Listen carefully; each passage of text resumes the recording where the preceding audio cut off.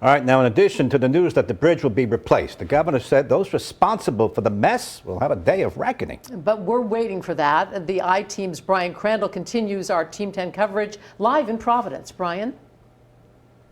Well, Patrice and Jean, while we've been pressing for answers for months, today the governor had a bit of an edge to him when he talked about who may be to blame for the bridge mess. Though he didn't yet say who that is, he promised accountability.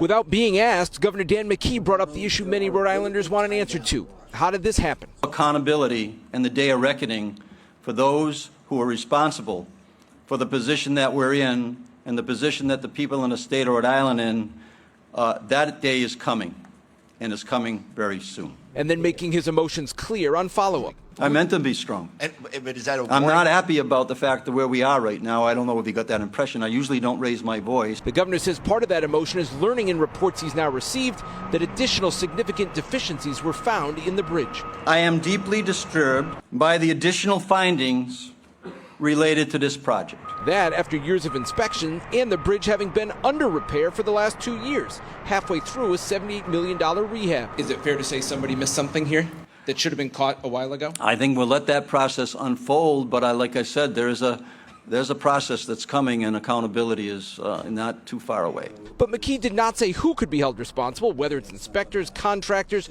or people at Rhode Island DOT. The governor maintained he has confidence in DOT Director Peter Alviti, and Alviti pointed to his record of getting hundreds of bridges fixed on time and on budget as to why he can still be trusted. I understand the frustration of not knowing the full picture at this moment in time.